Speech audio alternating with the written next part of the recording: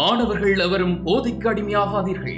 அடிமையானவர்கள் மீண்டதாக சரித்திரமில்லை. எனவே உங்களையும் சமூகத்தையும் பாதுகாத்துக் கொள்ளுங்கள். உங்கள் நலன் கருதி கல்வி டிவி. கல்வி தொலைக்காட்சி நேயர்கள் அனைவருக்கும் எனது அன்பு கலந்த வணக்கங்கள். வாரந்தோறும் நாங்கள் ஒவ்வொரு பாடமாக கற்று வருகின்றோம். உயர்தர மாணவர்களுக்கான தமிழ் பாடத்தில் பல பகுதிகளை நாங்கள் இதுவரை பூர்த்தி செய்திருக்கின்றோம். சங்க பாடல்கள், இலக்கிய வரலாறு, இலக்கணத்தின் சில பகுதிகள் என பல்வேறு பகுதிகளை நாங்கள் பூர்த்தி செய்து வருகின்றோம். இன்று இலக்கணத்திலே நாங்கள் வாக்கியவியலை கற்க இருக்கின்றோம். ஏற்கனவே நாங்கள் எழுத்தியலில் பல பகுதிகளை கற்றிருந்தோம். சொல்லியலில் வருகின்ற பல பகுதிகள் நாங்கள் நிறைவு செய்திருக்கின்றோம். இன்று வாக்கியவியலை ஆரம்பித்து வைக்கலாம் என நான் நினைக்கின்றேன். வாக்கியவியல் என்பது உயர்தர பாடத்தின் வினாபத்திரத்தில் 20 MCQ பகுதியில் பின்பகுதியில் வருகின்ற 5 கேள்விகளாக அவை அமையும். பெரும்பாலும் வாக்கியவியல் இந்த MCQ பகுதியில் வருகின்ற 15க்கு பின்னரான கேள்வியிலும், அதேவேளை பகுதி 2இல் வருகின்ற 8ஆம் கேள்வியிலும் இது பயன்படக்கூடும். ஒரு வகையில் 100% வாக்கியவியலின் முழு பகுதியும் கேள்விகளுக்காக அணுகப்படாவிடும் சில முக்கியமான பகுதிகள் கேள்விகளுக்கு வருவதை நாம் பார்க்கலாம். அந்த பகுதிகளை மட்டும் வாக்கியவியலில் வருகின்ற பகுதிகளை நாங்கள் இன்று கற்க முடியும். வாக்கியவியல் என்பது தமிழ் இலக்கணத்தின் பகுதியில் மிக முக்கியமான பகுதியாக அமைவதையும் நாங்கள் காணலாம். வாக்கியவியல் சரியாக அமைகின்ற போதே நாம் சொல்ல வருகின்ற கருத்துக்களும், எழுதுகின்ற போது எழுத்தில் நாம் தெரிவிக்க வருகின்ற கருத்துக்களும் சென்றடையக்கூடிய இடத்தில் சரியான முறையில் சென்றடைய முடியும். எனவே இலக்கணத்தில் வாக்கியவியல் என்பது ஒரு பெரும் தொகுப்பு. அது எழுத்து சொற்களாகி, சொற்கள் தொடர்களாகி, தொடர்கள் வாக்கியங்களாக மாற்றம் பெறுகின்றன. இந்த நிலையிலே வாக்கியம் என்றால் என்ன என்பதை நாம் முதலில் கற்க வேண்டும். இங்கு முதலில் வாக்கியவியல் அல்லது வாக்கியம் என்றால் என்ன என்ற பரப்பை நோக்குகின்ற போது, வாக்கியவியல் இதில் வாக்கியம் என்றால் என்ன என நாம் பார்க்க வேண்டும். முதலில் வாக்கியம் என்பது என்ன என்று நோக்குகின்ற போது, வாக்கியம் என்பது சொற்களால் ஆனதா அல்லது எழுத்துக்களால் ஆனதா தொடர்களால் ஆனதா என பார்க்கின்ற போது, உண்மையில் வாக்கியம் என்பது எதனால் உருவாகிறது என்பது ஒரு குழப்பம். இங்கே நாம் ஒரு வா என்ற எழுத்தை எடுத்துக்கொண்டால் இது சொல்லா அல்லது எழுத்தா, ஒலியா, தொடரா, வாக்கியமா என்ற கேள்வி எழுப்புகின்ற போது இது ஒரு குழப்பத்தை ஏற்படுத்துகிறது. வா என்ற சத்தத்தை மட்டும் நாம் அவதானித்தால் இது ஒரு ஒலி. வா என்பதை எழுத்தாக நாம் கொண்டால் இது ஒரு உயிர்மை எழுத்து. இது வா என்பதை வினை சொல்லாக கொண்டால் அது சொல் என இடம்பெறும். வா என்பதை தனியாக வைத்து நோக்குகின்ற போது நீ வா என்பதை நாம் போட்டால் இது வாக்கியம். எனவே இங்கு வருகின்ற இந்த வா என்பது எந்த இடத்துக்கு சரியாக பொருந்துகின்றதோ அந்த இடத்தில் வைத்துத்தான் நாம் நோக்க வேண்டுமே தவிர இதுதான் என்ற வரையறையை நாம் உருவாக்கிவிட முடியாது. மீண்டும் சொல்கின்றேன், இங்கு வா என்பது ஒலியா, எழுத்தா, சொல்லா, தொடரா, வாக்கியமா என்று பார்த்தால் இந்த 5மாகவே இந்த வா என்பது இயங்கும் என குறிப்பிடுகின்றது. இப்போது வா என்பதை ஒரு சத்தமாக மட்டும் நாங்கள் பார்த்தால் இது ஒலியியல் என்று நாங்கள் ஒலியாக கருத முடியும். வா என்பதை எழுத்தியலில் நாம் பார்த்தால் இது ஒரு உயிர்மை நெடில் எழுத்தாக வரக்கூடும். அதேவேளை வா என்பதை நாம் சொல்லாக பார்த்தால் இது ஒரு வினைச்சொல் என்று நமக்கு அமைவதற்கான வாய்ப்பு. தொடர் என்று பார்த்தால் இது வினை தொடராக அமையும். வாக்கியம் என்று பார்த்தோமானால் இது வாக்கியவியலுக்குள் வரும். இது எழுவாயற்ற வாக்கியம். இதற்கான எழுவாயை நாம் கவனிக்கின்ற போது இது வாக்கியம் எழுவாயற்ற வாக்கியமாக வந்துவிடும். எனவே வா என்ற இந்த எழுத்து எல்லா வகையிலும் இயங்குவதை நாம் காண முடியும். எனவே இவ்வாறு நோக்குகின்ற போது வாக்கியம் என்பது என்ன என பார்த்தால், சொற்கள் ஒன்றோடு ஒன்று இணைந்து ஒரு ஒழுங்கான பொருளை தருமாயின் அது வாக்கியம் என்று நாம் குறிப்பிடலாம். சொற்கள் ஒன்றோடு ஒன்று இணைந்து பொருத்தமான முறையில் இணைந்து அது ஒரு பொருளை தருமாயின் அது வாக்கியம் எனலாம். பொதுவாக குறிப்பிட்டால் போ, அங்கு, நீ என்ற சொற்கள் ஒரு தொடரில் ஒழுங்காக வருகின்ற போது நீ அங்கே போ என்ற சொல் சரியாக அமையலாம். அந்த சொற்களை நாம் குழப்பினோமானால் அது வாக்கியமாக அமையாது. சொற்கள் தேவையில்லாத இடங்களில் வருமானால் அதுவும் வாக்கியமாக அமையாது. எனவே ஒரு குறிப்பிட்ட ஒழுங்குமுறையில் சரியான முறையில் சொற்கள் ஒன்றோடு ஒன்று இணைந்து பொருள் தருமாறு அமையுமாயின் அது வாக்கியம் எனலாம். சொற்கள் ஒன்றோடு ஒன்று பொருத்தமான முறையில் இணைந்து பொருளை தருமாயின் அது வாக்கியம் என்று நாம் குறிப்பிடலாம். நாம் சொல் என்பதற்கும் அவ்வாறான ஒரு விளக்கத்தை தான் பார்த்தோம். எழுத்துக்கள் சேர்ந்து, எழுத்துக்கள் தனியாகவோ சேர்ந்து நின்றோ பொருளை தருமாயின் அது சொல் என்போம். அதுபோலவே சொற்கள் ஒன்றோடு ஒன்று பொருத்தமான முறையில் இணைந்து நமக்கு பொருளை தருமாயின் அதைத்தான் நாம் வாக்கியம் என குறிப்பிடுகின்றோம். பொதுவாக வாக்கியத்தில் நாம் இரண்டு வகைகளை, வாக்கியத்தை பொறுத்தவரைக்கும் முழுமையாக பார்க்கின்ற போது வாக்கியங்கள் இரண்டு வகையான தொடர்பை கொண்டவை. அதை நாம் கிடைநிலையான உறவும் நிலைக்குத்தான உறவும் என நாம் வாக்கியத்தை பார்க்கலாம். அது கிடைநிலையான உறவையும் வாக்கியங்கள் கொண்டிருக்கும், அதேவேளை நிலைக்குத்தான உறவையும் வாக்கியங்கள் கொண்டிருக்கும். அந்த வகையில் பார்த்தால் உதாரணமாக நான் ஒரு வாக்கியத்தை குறிப்பிடுகின்றேன். நான் புதிய புத்தகத்தை வாசித்தேன்.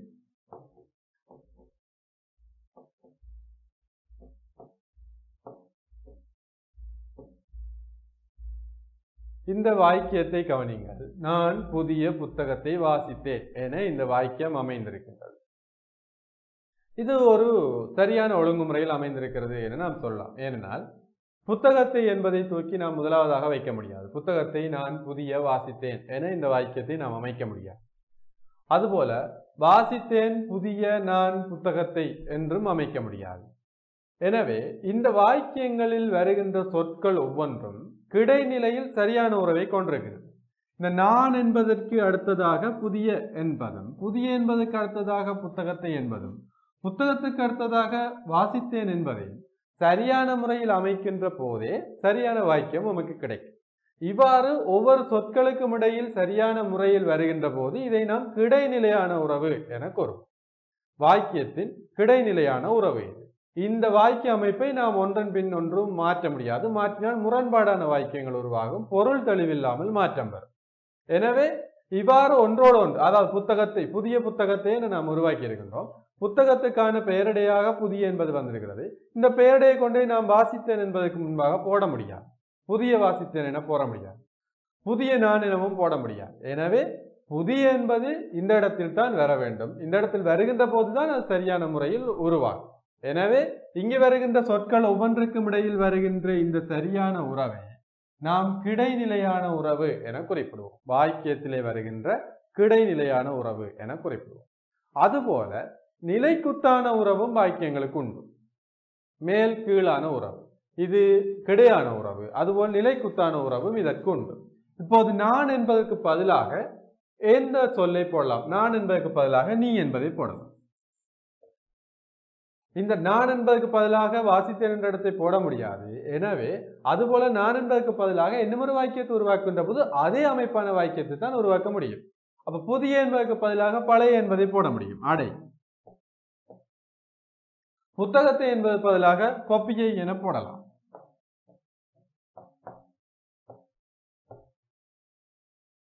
வாசித்தேன் என்பதற்கு பதிலாக வாங்கினேன் என போடலாம்.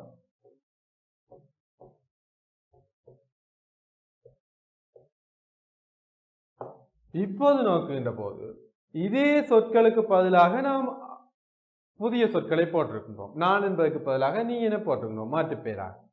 புதிய என்பதற்கு பதிலாக பழைய என்ற அடையை பயன்படுத்தி இருக்கின்றோம். புத்தகத்தை என வருகின்ற செயற்படு பொருளை கொப்பியை என மாற்றி இருக்கின்றோம். வாசித்தேன் என வருகின்ற வினையை வாங்கினேன் என மாற்றி இருக்கின்றோம். எனவே இந்த ஒழுங்கில் பார்க்கின்ற போது, மேல் கீழாக பார்க்கின்ற போதும் இந்த ஒழுங்குமுறை சரியாக அமைகின்றது. எனவே இதனை நாம் நிலைக்குத்தான உறவு என கூறுவோம்.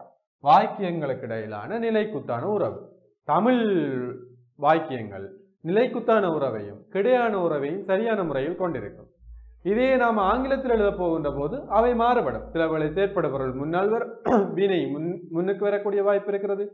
ஆனால் தமிழை பொறுத்த வரைக்கும் இந்த அமைப்பு முறை சரியாகவே அமைய வேண்டும். எழுவாய், செயற்படுபொருள், பயனிலை என்ற அமைப்பு முறை சரியான முறையில் அமைதலே பொருத்தமானது. எனவே எல்லா வாக்கியங்களுக்கும் இடையிலும் கிடையான உறவும் நிலைக்குத்தான உறவும் இருக்கும். இந்த உறவு மாற்றப்படுகின்ற போது பொருள் மயக்கம் ஏற்படும். எனவே இந்த ரெண்டு உறவையும் நாம் கவனமாக பார்த்து கொள்ள வேண்டும். இந்த ரெண்டு உறவையும் நாங்கள் குழப்பினோமானால் வாக்கியம் குழம்பிவிடும். வாக்கியம் குழம்பினால் நாம் கூற வருகின்ற பொருளும் நாம் எழுத முனைகின்ற வாக்கியங்களும் பிழையான வாக்கியங்களாக அமைந்துவிடும். எனவே வாக்கியம் என்பது சொற்கள் சரியான முறையில் ஒழுங்குபடுத்தப்பட்டு பொருள் தருமாயின் அதைத்தான் நாம் வாக்கியம் என்பது. இந்த சரியான முறையிலான ஒழுங்குபடுத்தல் என்பது எவ்வாறாக அமைய வேண்டும் என்றால் அது கிடையான உறவாக அமைய வேண்டும். நிலைக்குத்தான உறவிலும் சரியான முறையில் அமைய வேண்டும். இல்லையெனில் நமக்கு அது பிழையான வாக்கியங்களையே எங்களுக்கு தரக்கூடும். எனவே இந்த ரெண்டு உறவு முறையையும் நாம் கவனத்தில் கொள்ள வேண்டும். இதை தாண்டி இதை பார்ப்பதற்கு நமக்கு உயர்தரத்துக்கு தேவையில்லை. எனவே அடுத்த பகுதிக்கு நாம் செல்வோம்.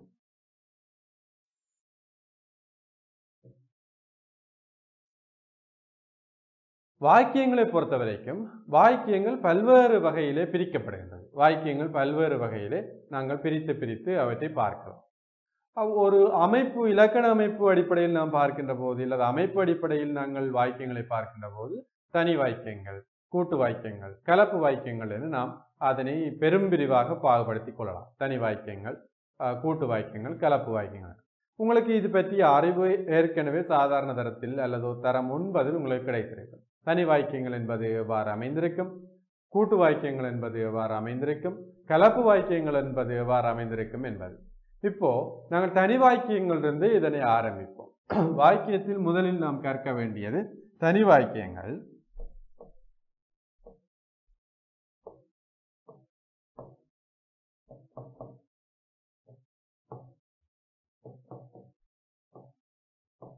தனி வாக்கியங்கள் என்றால் என்ன என்ற கேள்விக்கு பல்வேறு பதில்கள் கிடைக்கும். ஒரு எழுவாயையும் ஒரு பயனிலையும் கொண்ட வாக்கியம் தனி வாக்கியம் என குறிப்பிடப்படுகின்ற வழக்கம் நம்மளே உண்டு. பெரும்பாலும் அந்த வாக்கியங்கள் அவ்வாறு தான் அமையும். அது ஒரு எழுவாயையும் ஒரு பயனிலையும் கொண்டிருக்கும். 2 எழுவாய்கள் வந்துவிட்டால் அது கூட்டு வாக்கியத்துக்கு போய்விடும். எனவே ஒரு எழுவாயும் ஒரு பயனிலையும் கொண்ட வாக்கியம் நாங்கள் தனி வாக்கியங்கள் என கூற முடியும். ஆனால் நவீன மொழியிலே நாம் அதனை அவ்வாறு குறிப்பிடுவதில்லை. தனி வாக்கியம் என்பது ஒரு வாக்கிய தொடரால் உருவானது தனி வாக்கியம் என்று நாம் கூறுவோம். ஒரு வாக்கிய தொடரால் ஆனது தனி வாக்கியங்கள் என நாம் குறிப்பிட முடியும். எனவே இப்போது எங்களுக்கு அடுத்த சிக்கல் உருவாகிறது. தொடர் என்றால் என்ன என்ற கேள்வி எங்களுடைய உண்டு. ஒரு வாக்கிய தொடரால் உருவாகினதுதான் தனி வாக்கியங்கள் என நாம் கூறினோமானால் தொடர் என்றால் என்ன என்ற கேள்வி நமக்கு அடுத்ததாக எழும். எனவே தொடர் என்றால் என்ன என்ற கேள்வியை பார்த்தால் தொடர்களில் நாங்கள் பல தொடர்களை உருவாக்கின்றோம். தமிழை பொறுத்த வரைக்கும் ஒரு முக்கியமான 4 தொடர்களை நாம் அடையாளப்படுத்தலாம். ஒன்று பெயர் தொடர், வினை தொடர், பெயரடை தொடர், வினையடை தொடர் என நாம் 4 விதமான தொடர்களை குறிப்பிடலாம். தனி வாக்கியம் என்றால் என்ன என்ற கேள்விக்குத்தான் நாங்கள் விடை சொன்னோம். ஒரு வாக்கிய தொடரால் அமைந்தது தனி வாக்கியம் என்று குறிப்பிட்டோம். தொடர்களை பொறுத்த வரைக்கும் தொடர்கள் 4 விதமாக பார்க்கப்படுகின்றது. பெயர் தொடர், வினை தொடர், பெயரடை தொடர், வினையடை தொடர். இப்போ பெயர் தொடர் என்றால் என்ன என்று கேட்டால் பெயர் சொல்லை தலைமை உறுப்பாக கொண்டது பெயர் தொடர். பெயர் தொடர் என்றால் என்ன என்று கேட்டால் பெயர் சொல்லை தலைமை உறுப்பாக கொண்டது பெயர் தொடர். அதுபோலவே அனைத்து தொடர்களும் அமைய போகிறது. வினை தொடர் என்றால் என்ன என்று கேட்டால் வினை சொல்லை தலைமை உறுப்பாக கொண்டது வினை தொடர். பெயரடை தொடர் என்றால் என்ன என்றால் பெயரடை தொடரை தலைமை உறுப்பாக கொண்டது பெயரடை தொடர். வினையடை தொடர் என்றால் என்ன என்று கேட்டால் வினையடையை தலைமை உறுப்பாக கொண்டது வினையடை தொடர். இன்னும் விரிவாக பார்க்க வேண்டிய தேவை இருக்கிறது. என்றால் தொடர் என்பதற்கான விளக்கத்தை நாம் அவதானிக்க வேண்டும்.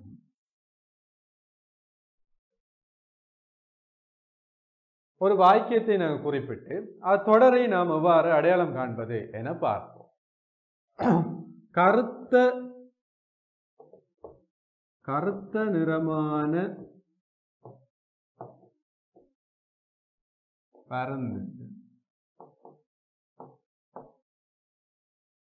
வானில் வட்டமிட்டு பறந்தது என்ற வாக்கியத்தை நாம் கவனிப்போம்.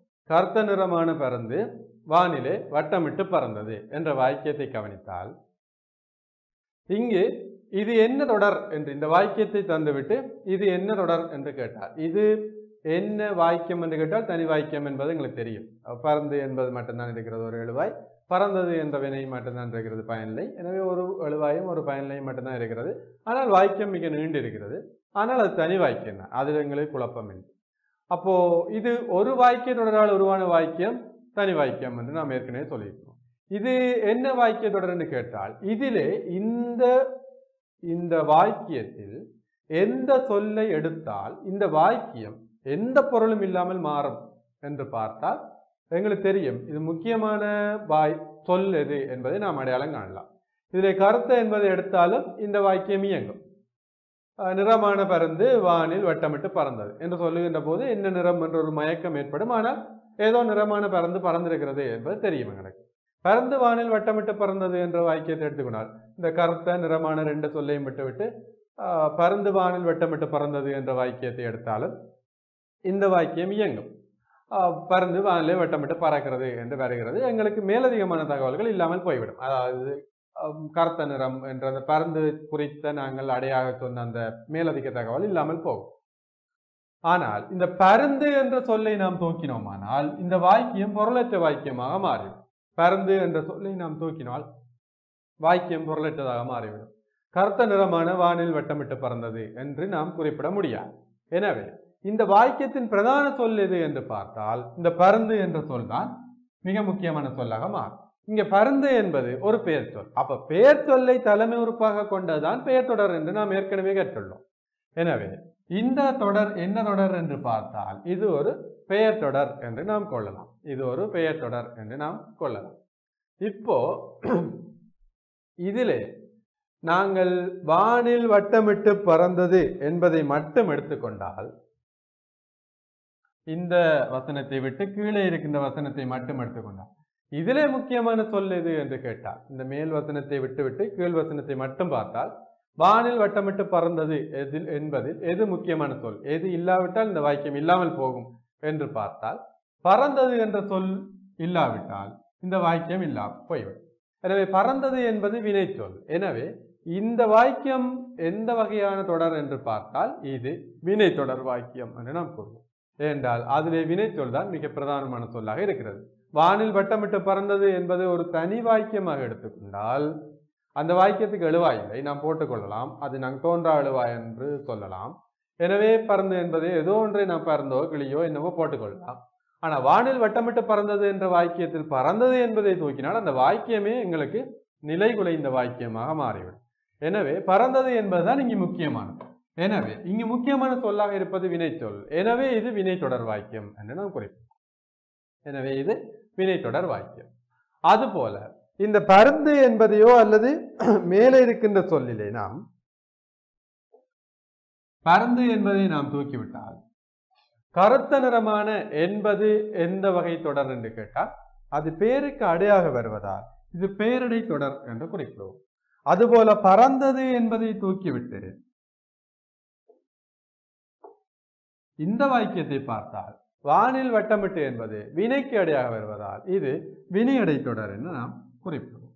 எனவே ஒரு வாக்கியத்தில் பிரதானமான உறுப்பு எதுவாக இருக்கிறதோ அதுதான் அந்த தொடராக நாம் கருத வேண்டும். அந்த சொல்லைத்தான் நாம் அந்த தொடராக கருத வேண்டும். ஒரு பெயர் சொல் தலைமை உறுப்பாக இருந்தால் அது பெயர் தொடர் என நாம் சொல்வோம். ஒரு வினைச்சொல் தலைமை உறுப்பாக இருந்தால் அது வினை தொடர் என நாம் கூறுவோம். அதுபோல் ஒரு பெயரடை தான் தலைமை உறுப்பாக இருந்தால் அதை நாங்கள் பெயரடை தொடர் என குறிப்பிடுவோம். ஒரு வினையடை தான் தலைமை உறுப்பாக இருந்தால் அதை வினையடை தொடர் என கூறுவோம்.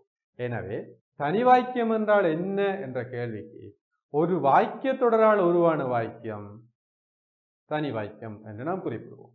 அல்லது நாம் சாதாரணமாக சொல்வது போல வளமையாக நாம் சொல்வது போலவே ஒரு எழுவாயும் ஒரு பயனிலையும் கொண்ட வாக்கியம் தனி வாக்கியம் என்று நாம் குறிப்பிடலாம். ஒரு எழுவாயும் ஒரு பயனிலையும் கொண்ட வாக்கியம் தனி வாக்கியம் என்ற அடிப்படையில் நாம் குறிப்பிடலாம். இப்போ தனி வாக்கியங்கள் பல்வேறு வகையில் பிரித்து ஆழமாக நோக்கப்படுகின்றன. பல வேறு வகையில் அது பிரிக்கப்படுகிறது. 12, 13 வகையில் பிரிக்கப்படுகிறது. இன்று நாம் முக்கியமான 2 பிரிப்புகளையும் அதில் வருகின்ற சில இடைப்பிரிப்புகளையும் பார்ப்போம். தனி வாக்கியம் என்பது பொதுவாக 2 வகையில் பிரிக்கப்படுகிறது. தனி வாக்கியங்கள். ஒன்று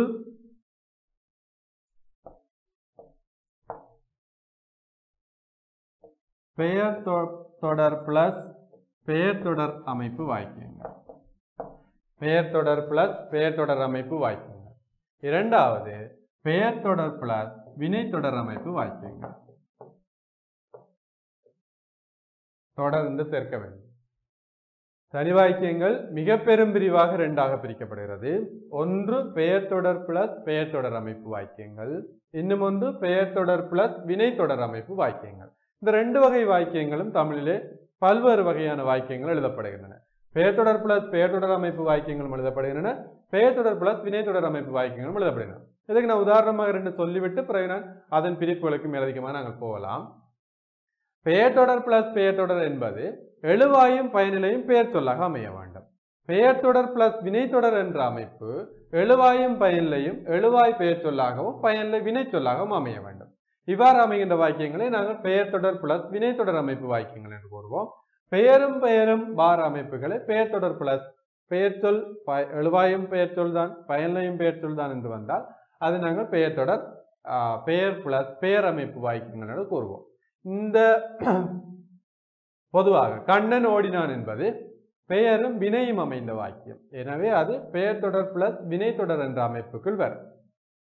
நான் ஒரு ஆசிரியர் என்று நான் என்னை கூறினேனானால் இது பெயர் தொடர் பிளஸ் வினை தொடர். நான் என்பதும் பெயர் சொல்தான், ஆசிரியர் என்பதும் பெயர் சொல்தான். எனவே இது பெயர் பிளஸ் பெயர் என்ற அமைப்பு முறை வாக்கியம். எனவே பெயர் சொல்லும் வினையும் பெயரும் வினையும் பெயராகவே அமைந்தால் அதை நாம் பெயர் பிளஸ் பெயர் என அமைப்போம். பெயர் எழுவாய் பெயர் சொல்லாகவும் பயனிலை வினை சொல்லாகவும் அமைந்தால் அது பெயர் தொடர் பிளஸ் வினை தொடர் அமைப்பு வாக்கியங்கள் என குறிப்பிடுவோம். இப்போ நாங்கள் பெயர் தொடர் பிளஸ் பெயர் தொடர் அமைப்பு வாக்கியங்களை பார்ப்போம். எழுவாயும் பயனிலையும் பெயர் சொல்லாகவே அமைகின்ற வாக்கியங்கள், ரெண்டுமே பெயர் சொல்லாக அமைகின்ற வாக்கியங்கள். இதில் முதலாவது பிரிப்பாக நாம் பார்க்க வேண்டியது பெயர் பயனிலை வாக்கியங்கள்.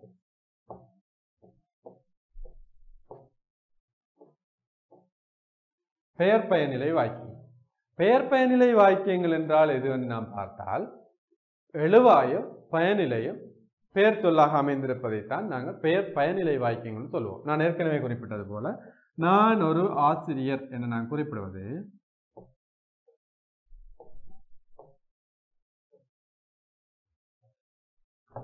பெயர் பயனிலை வாக்கியமா. நான் ஒரு ஆசிரியர், அதாவது எழுவாய் நான், பயனிலை ஆசிரியர், எனவே நான் ஒரு ஆசிரியர். இவ்வகை வாக்கியங்களிலே ஆகு என்பதை வேண்டுமென்றால் நாம் சேர்த்துக் கொள்ளலாம். நான் ஒரு ஆசிரியர் ஆவேன் என போடலாம். ஆனால் இந்த ஆவேன் என்பது ஒரு பயனிலையாக இயங்குவதில்லை, அது ஒரு இடைச்சொல் போலவே இங்கு இயங்குகிறது. எனவே அதை நாம் கருத்தில் கொள்ள வேண்டிய தேவையில்லை. நான் ஒரு ஆசிரியர், அவன் ஒரு கவிஞன், இப்படியான சொற்கள் பெயர் பயனிலை சொற்களாக வாக்கியங்களாக அமைகின்றது. அவன் ஒரு கவிஞன், இங்கு அவன் என்பதும் பெயர் சொல்தான், கவிஞன் என்பதும் பெயர் சொல்தான். இவர் என்னுடைய மாணவர் என்று குறிப்பிடுகின்ற போது இவர் என்பதும் பெயர் சொல்தான், மாணவர் என்பதும் பெயர் சொல்தான். எனவே இது பெயர் சொல் பிளஸ் பெயர் சொல் என்ற அமைப்பிலே இரண்டும் பெயர் பயனிலை வாக்கியங்களாக அமைந்து விடுகின்றது. எனவே பெயர் தொடர் பிளஸ் பெயர் தொடர் என்ற அமைப்பில் வருகின்ற முதல் அமைப்பாக பெயர் பயனிலை வாக்கியங்களை நாங்கள் கருத முடியும். இரண்டாவது வகையை நாம் பார்க்கின்ற போது பெயர் பயனிலை வாக்கியங்களை இல்லாமல்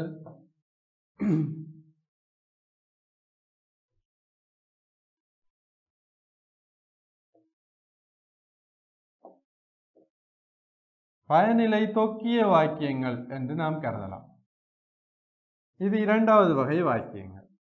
இரண்டும் பயனிலை பெயர் சொல் பிளஸ் பெயர் சொல் என்ற அமைப்பில் தான் இந்த வாக்கியங்கள் அமையும். முதல் வகை பெயர் சொல் பெயர் பயனிலை வாக்கியங்கள், பயனிலைகள் கட்டாயமாக பெயர் சொற்களாகவே அமையும். இரண்டாவது வகையை நாம் பார்க்கின்ற போது பயனிலைகள் தொக்கிய வாக்கியங்கள், அதாவது வினை தொக்கிய வாக்கியங்கள் என்று நாம் அதை கூற முடியும். வினை தொக்கிய வாக்கியங்கள் என்பது பொருத்தமாக அமையும். எனவே வினை தொக்கிய வாக்கியங்கள் என்று நாம் அவற்றை பார்க்கலாம். அதாவது பயனிலையை பொறுத்த வரைக்கும் பயனிலை சில வேளைகளில் இது ஒரு வினை பயனிலையாக அமையக்கூடும். ஆனால் வாக்கியங்களில் வருகின்ற போது இதன் பயனிலை பெயர் சொல்லாகவே அமையும். அதாவது குழந்தைக்கு பசி என்ற சொல்லை நாம் பார்ப்போம்.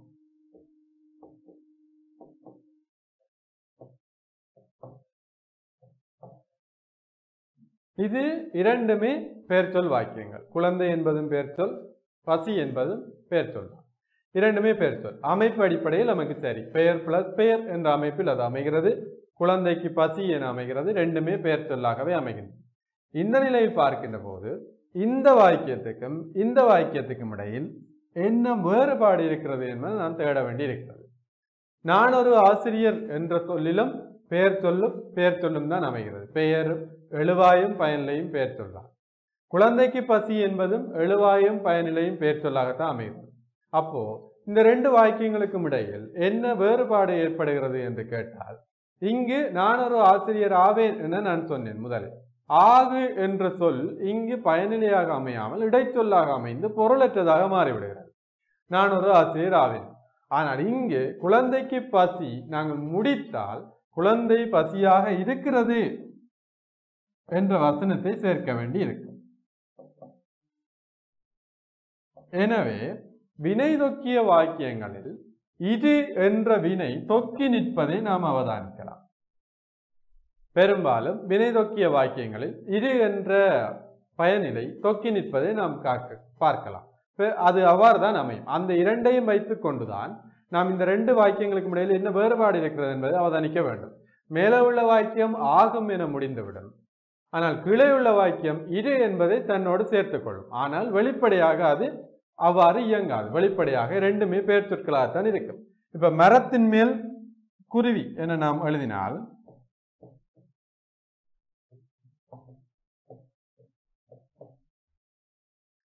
இங்கு பெயர் சொல்லும் வினை சொல்லும் எழுவாயும் பயனிலையும் பெயராகவே அமைகிறது. ஆனால் மரத்தின் மேல் குருவி இருக்கிறது என்ற சொல் தான் இதற்கு பொருத்தமாக அமையும். எனவே இது என்ற வினை தொக்கி நிற்கிறது. எனவே இரண்டாவது வகையை பார்க்கின்ற போது வினை தொக்கிய வாக்கியங்களில் இது என்ற வினை சொல் தொக்கி வருவதை பார்க்கலாம். தொக்கி வருதல் என்பது மறைந்து வருதல் என நாம் கருதலாம். எனவே முதல் வகை வாக்கியங்களில் இது என்பது வராது. இரண்டாவது வகை வாக்கியங்களில் இது என்பது மறைந்து வரும். அப்படி வராமல் தான் வாக்கியங்கள் வரும். ஆனால் மறைந்து வருவதை நாம் அவதானிக்கலாம். தற்காலத்தில் இடம்பெறுகின்ற ஆக்க இலக்கியங்கள் பெரும்பாலும் சிறுகதைகள், நாவல்கள் போன்றவற்றில் இவ்வாறான வாக்கியங்கள் இருப்பதை நாம் பார்க்கலாம். ஊரிலே ஒரு குளம், குளத்தின் அருகில் ஓர் கோயில், கோயிலின் அருகில் பெரிய மரம், மரத்தின் மேல் குருவி, குருவியினது முட்டை, இவ்வாறு நாம் சொற்களை சொல்லுகின்ற போது அல்லது அடுக்கி கொண்டு செல்லுகின்ற போது ஆக்க இலக்கியங்களில் இவ்வாறான வாக்கியங்களை நாம் பயன்படுத்துகின்ற போது இவை பெரும்பாலும் வினை தொக்கிய வாக்கியங்களாகவே அமைந்து விடுகின்றன. அவை இது என்பதை ஏற்றுக்கொள்கின்றன. அதாவது ஊரின் நடுவிலே குளம் என்று குறிப்பிடுகின்ற போது ஊரின் நடுவிலே குளம் இருக்கிறது. குளத்தின் அருகில் கோயில் என்றால் குளத்தின் அருகிலே கோயில் இருக்கிறது. கோயிலின் அருகிலே மரம் என்றால் கோயிலின் அருகிலே மரம் இருக்கிறது என்ற சொற்களை பாட்டுகின்றது. எனவே இந்த ரெண்டு வகையான வாக்கியங்களும் பெயர் தொடர் பிளஸ் பெயர் தொடர் என்ற அமைப்பிலே வருகின்ற பெயர் பயனிலை வாக்கியங்களும் வினை தொக்கிய வாக்கியங்களும் வேறு வேறு விதமான அமைப்பில் நமக்கு தரப்படுகின்றன. பெயர் பயனிலை வாக்கியங்கள் ஆகு என்ற இடைச்சொல்லை தம்மோடு ஏற்றுக்கொள்பவை. ஆனால் வினை தொக்கிய வாக்கியங்கள் இது என்ற வினை சொல்லை தம்மோடு ஏற்றுக்கொள்பவை. எனவே இவை இரண்டுக்கும் இடையில் இந்த இரண்டு வேறுபாடுகளும் இருக்கின்றன. இதை தாண்டி பெயர் பயனிலை வாக்கியங்களை மேலும் பிரிக்க வேண்டிய தேவை இருக்கிறது.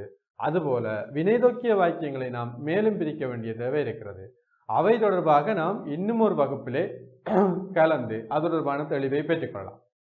எனவே இன்று நாம் வாக்கியவியலில் வாக்கியம் என்றால் என்ன, வாக்கியங்களுக்கு இடையில் எவ்வாறான தொடர்பு இருக்கும், நிலைக்குத்தான உறவு எவ்வாறு இருக்கும் அல்லது கிடையான உறவு எவ்வாறு இருக்கும் என்பதை பார்த்தோம். வாக்கியம் அமைப்பு ரீதியாக எவ்வாறு இணைந்து செயற்படும் என்பதை பார்த்தோம். வாக்கியங்களுக்கான பிரதான பிரிவு என்ன என்பதை பார்த்தோம். அதிலே தனி வாக்கியம் என்றால் என்ன என்று பார்த்தோம். தனி வாக்கியம் தொடர்களால் ஆனது என பார்த்தோம். தொடர்கள் என்றால் என்ன என பார்த்தோம்.